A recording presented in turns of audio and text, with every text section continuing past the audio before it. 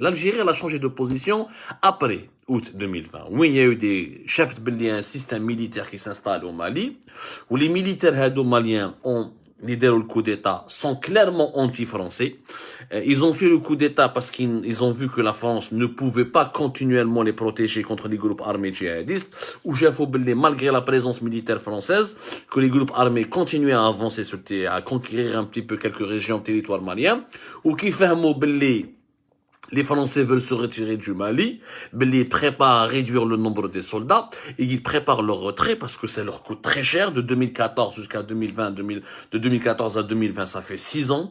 Il faut savoir que le coût moyen, on estime ici en France, selon certaines sources spécialisées, rien que le coût de la logistique, du transport des troupes, de l'approvisionnement, des mouvements des troupes neuf le Mali, c'est minimum 2 millions d'euros par jour. 2 millions d'euros par jour pour la France. Ça commence à faire énormément de dépenses. La France connaît une situation économique de plus en plus difficile. Il y a eu des victimes. Il y a eu une cinquantaine de morts. Je vais vous donner des victimes militaires françaises au Mali. Donc ça fait que l'opinion publique en France, il y a 52 morts plus exactement depuis 2013. Les morts, les assassinats, les morts des soldats français, ça commence à susciter une énorme polémique en France. Beaucoup de Français et de Françaises, ils élèvent leur voix ou là ils essayent de monter au créneau comme on dit pour dire que à quoi ça sert de rester au Mali. Chefna les États-Unis d'Amérique gardent 10 سنين في l'Afghanistan, ça n'a rien donné. Les États-Unis d'Amérique se sont retirés de ce pays. Tu ne peux pas imposer la démocratie, ni la stabilité, par la force, par l'armée, par des milliards et des milliards d'euros là de dollars. C'est les enfants de ce pays-là, les enfants de ce propre pays, ils ne sont pas d'accord pour construire leur propre pays et se mettre d'accord autour d'une table pour faire un processus de transition pacifique ou un processus de construction d'un État civil et d'un État moderne. Un étranger ne peut pas développer un pays à la place des enfants de ce pays. Sauf s'il le colonise, il profite des richesses de ce pays, ou là c'est le retour vers la colonisation, c'est-à-dire occuper un pays pour des intérêts étrangers. La France, elle veut se retirer. Veut se retirer. Elle ne peut plus rester au Mali. Trop d'argent, trop de pertes humaines, et aucune efficacité, et elle sait très bien que le djihadisme, elle ne peut pas le faire reculer tant qu'il y a de la présence militaire française.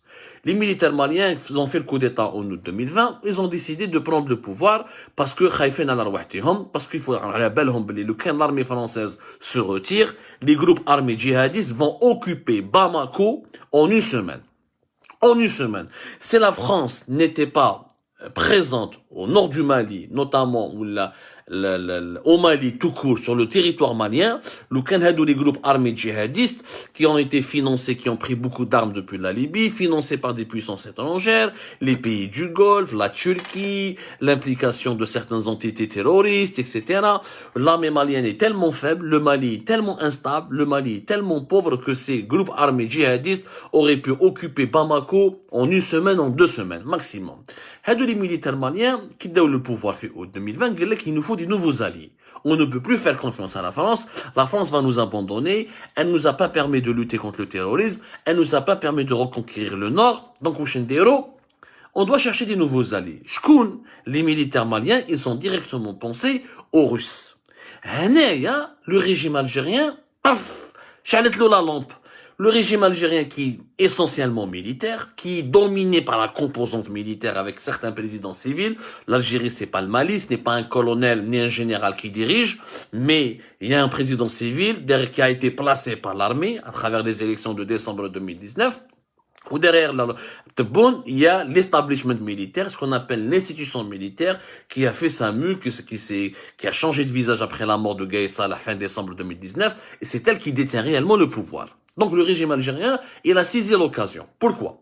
Il a voulu rééquilibrer les rapports avec la France. La France veut, parce que la France, durant l'année 2020, et depuis 2019, bien avant Bouteflika, avant la chute de Bouteflika, je veux dire, avant la chute de Bouteflika, en 2017, en 2018, depuis 2017-2018, la France négocie avec l'Algérie.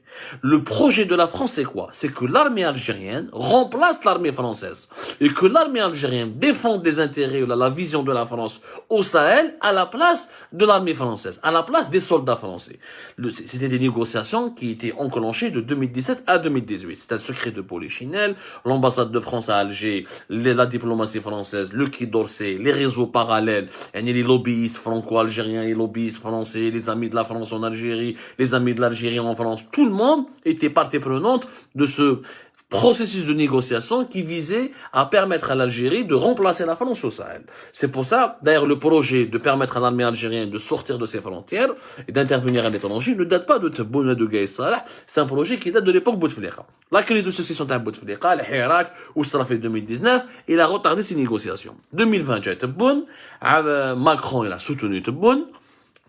Comme dans plusieurs émissions, la France a préféré soutenir un président civil affaibli, malade, mais qui dirige pas totalement, qui n'a pas entièrement le pouvoir, que de laisser l'Algérie sombrer dans une dictature militaire entre les mains de généraux qui sont pro-russes et qui seraient contre ses intérêts dans la région. Donc, il y a eu le pacte Macron-Tebboune et les négociations avaient été en cours. Jusqu'à août 2020, l'Algérie était disposée à aider la France au Mali. Étaient disposés. Ils avaient même étudié la possibilité que l'Algérie dirige une force régionale, une force africaine, ou là, dans le cadre de l'ONU, où l'Algérie serait le principal bailleur de troupes, mais d'argent, bailleur de troupes. La France continue à financer les opérations militaires, mais la majorité des soldats viendraient de l'Algérie. Ça, c'était le projet. Le coup d'État, le 18 août 2020, تبدلوا les rapports de force où l'Algérie شافت بلي la France veut se retirer, les militaires maliens veulent se rapprocher de Moscou et de la Russie. Il y a une occasion, il y a une brèche. Les Algériens, ils ont changé de discours avec les Français. Les autorités algériennes, on estime que la présence militaire française, elle cause des problèmes. Ce qui est d'ailleurs vrai. Là, plus il y a de soldats français au Mali, plus le terrorisme il est légitimé. C'est ça la vision d'Alger, qui est une vision que moi je peux comprendre, que je peux valider. Parce que les groupes armés qui trouvent à chaque fois, quand il y a des troupes étrangères françaises, la France rappelle l'ancienne puissance coloniale, et les troupes françaises excitent donc les groupes terroristes parce qu'ils leur donnent la légitimité de combattre. Les terroristes ou les islamistes radicaux, ils vont au nord du Mali, qu'est-ce qu'ils prêchent? Ils disent que c'est des koufars, c'est des impies, les Français sont en train d'occuper le Mali, ils n'ont pas apporté la nourriture, ils apportent rien, le pays il est pauvre, revenez avec nous, on fait le djihad, on libère le Mali des Français, et on construit un nouveau pays. Ce discours marche au nord du Mali comme il marche au Sahel, il marche dans une partie du Niger, il marche dans une partie du Burkina Faso. Aujourd'hui, nous avons des manifestations. Récemment, l'armée française, là où elle part, au Burkina, au Niger, notamment au Burkina Faso et au Mali, des villageois, ils bloquent la route, ils sifflent les militaires français, ils se bourrent. Il y a un sentiment anti-français fort au sein des sociétés des pays du Sahel parce que les populations de ces pays estiment que la présence militaire française n'a absolument rien résolu. Elle a encore aggravé le problème puisque depuis que la France est impliquée, les opérations terroristes se renforcent, les groupes armés se renforcent, le djihadisme se renforce parce que ils trouvent en la présence militaire française, encore une fois, une certaine légitimité de son combat. L'Algérie, les Français, le Mali et laissez-nous gérer.